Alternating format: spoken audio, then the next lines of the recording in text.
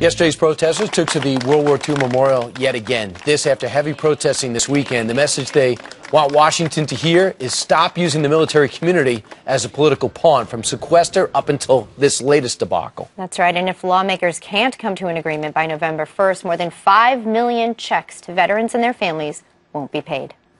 Joining us right now is Taya Kyle, widow of Chris Kyle, an American sniper, and maybe the best we've ever had, and author of this book, American Sniper. It is now out in a memorial edition. It's about Chris Kyle. He was here promoting the book, but lost his life trying to help a fellow soldier. Taya, how are you? Thanks so much for joining us. Thank you for having me. I'm doing fairly well, I think, as well as can be expected, considering good days, bad days, but lots of support.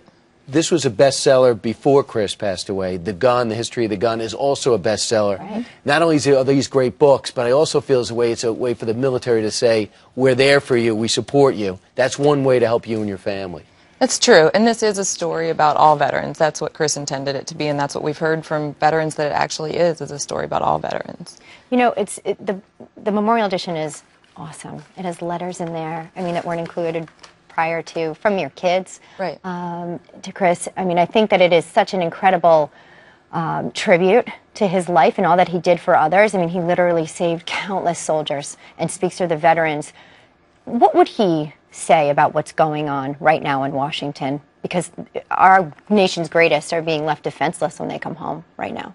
Right. I mean, he would definitely be appalled. I think it's atrocious, really, that the veterans, the people who have signed up. Chris used to say that, you know, military members sign up and they sign a blank check to the United States of America for a price up to and including their life.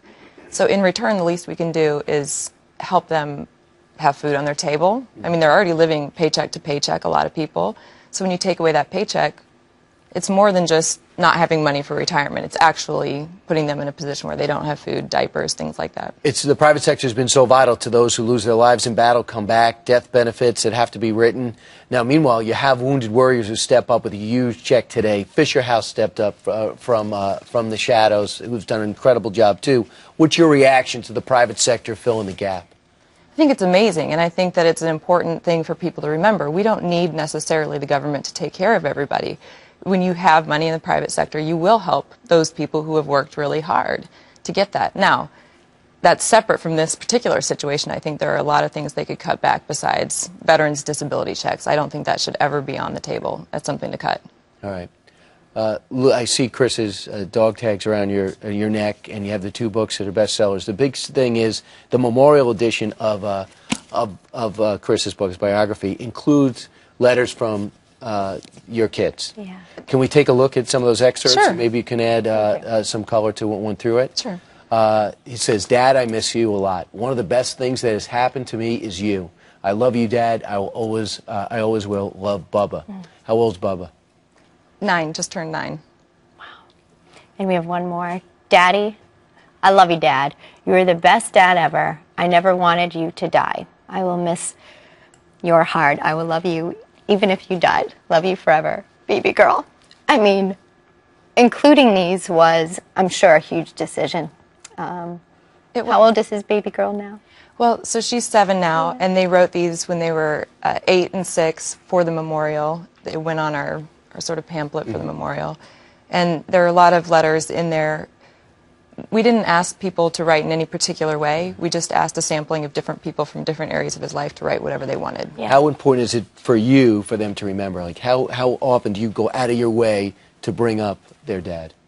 We talk about him all the time. We feel like he's with us all the time. Yes. There are definitely times where I feel an overwhelming need to tell them that your dad's really proud of you right now.